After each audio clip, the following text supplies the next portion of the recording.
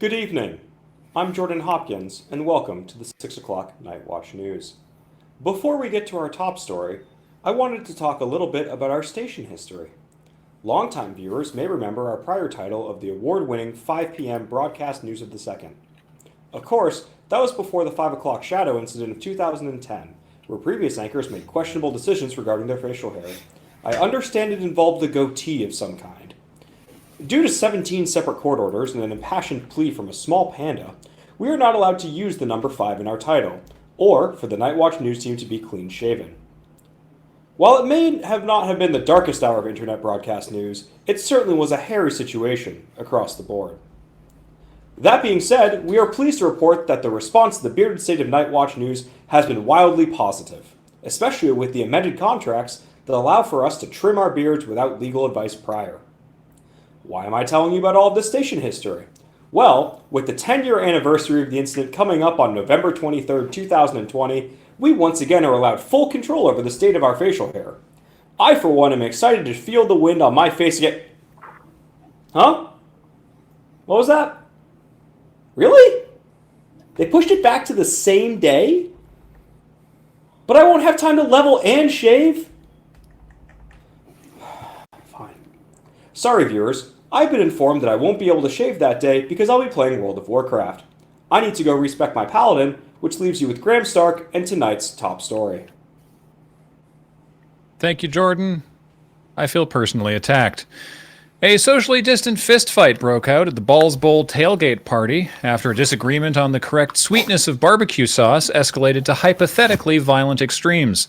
According to eyewitnesses, local hickory enthusiast Bob Bubba Bobson was heard screaming through his mask, quote, "If you don't respect the correct balance of smoky to sweetness, then you don't deserve to be cooking brisket," before taking a swing at rival barbacologist Raymond Ray Raymonds from the medically recommended 2-meter distance. As more tailgaters joined in, shouts of "I got you" and "No you didn't" reached a fever pitch until the authorities arrived to break up the aspirational melee. Despite fervent insistence from all parties, there were no casualties. Back to you, Jordan. I think the only casualty we had tonight was that of the English language. Wonderful.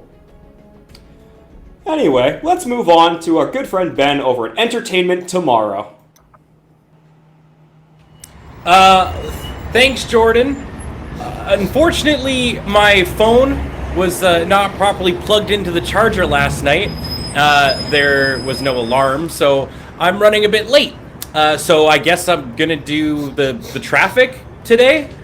I'm really sorry about this. Hey, I'm doing my best. Anyways, the 405 seems to be backed up, as you can see. Nobody's getting through. There seems to be a gigantic portal blocking the road, and as you know, portals like this have been popping up all over town, causing various monsters that look like angry mushrooms to... Okay, you know what? Bust this. I'm going through. Nothing could be worse than this. Nothing.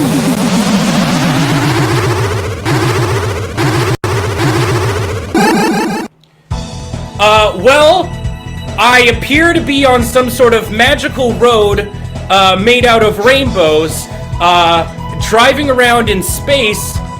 Well, the upside here seems to be the traffic's actually moving, so it's likely I'll be able to make it to the studio. There appears to be a large gorilla throwing bananas at other drivers in an attempt to pass them, which is causing some areas to be backed up. Drivers are reporting a gigantic face of a large Italian man floating in the sky. This is causing distraction for a number of drivers. Excuse me? Do you know the way to New Street? Yahoo! Okay, it appears that a man in a green shirt and overalls just ate a mushroom, causing him to crash into a woman wearing a pink dress and a crown, causing her to spin out.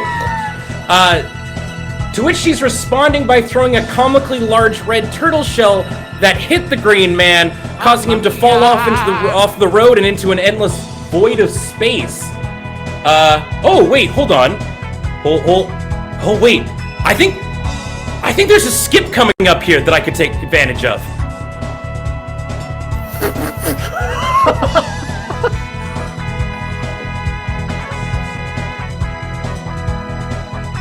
All right, I made it. Looks like I'm gonna be able to make it into the studio at on time. So I guess I'll see you when I get there. Back to you guys in the studio. Didn't know Ben drove a VW.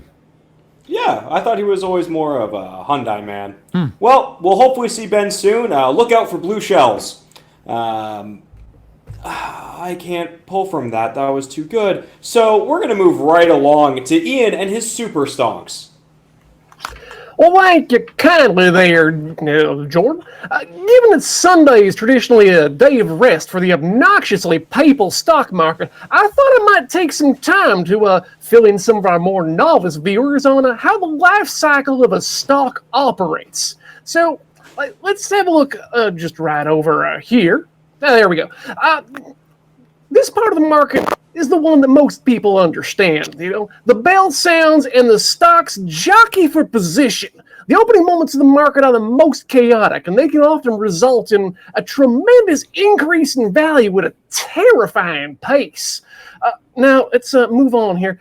This here is where we lose most of our non-financial types and, a little unironically, a few of our drivers. As shares take a precipitous first bend, market drivers must maintain their valuation. By this point, most tech IPOs give you all their runway, but that's a different lesson that we're all going to have to learn real soon. After a brief retrograde straight, the stocks then correct in what's called a recession, which is a word derived from the original English race session, meaning that the stocks are now out of control, careening back towards their initial value.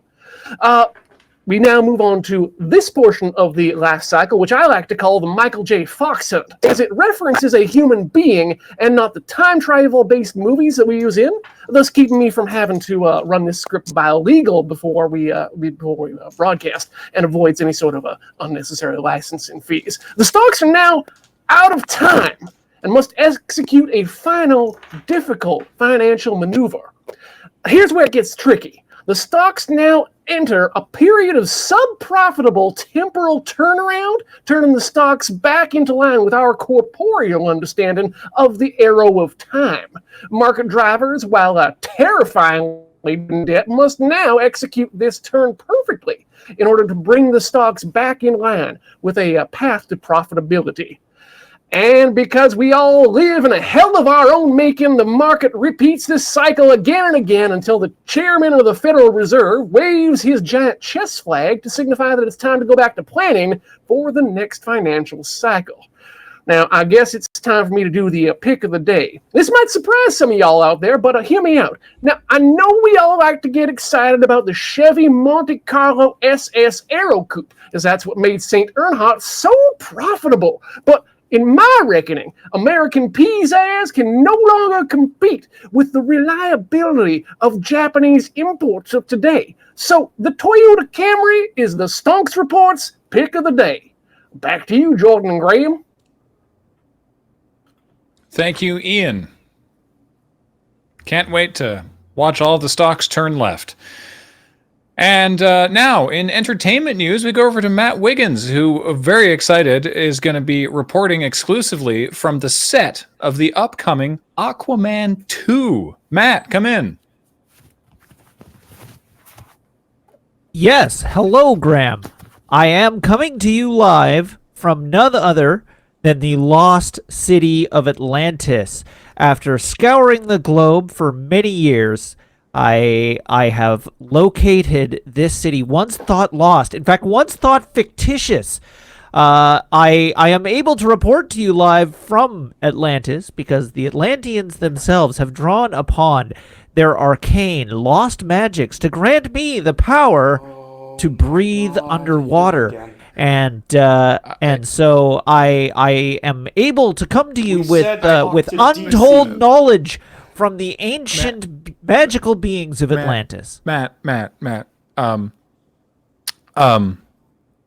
Sorry, you were supposed to be on the set of the upcoming Warner Brothers movie Aquaman 2.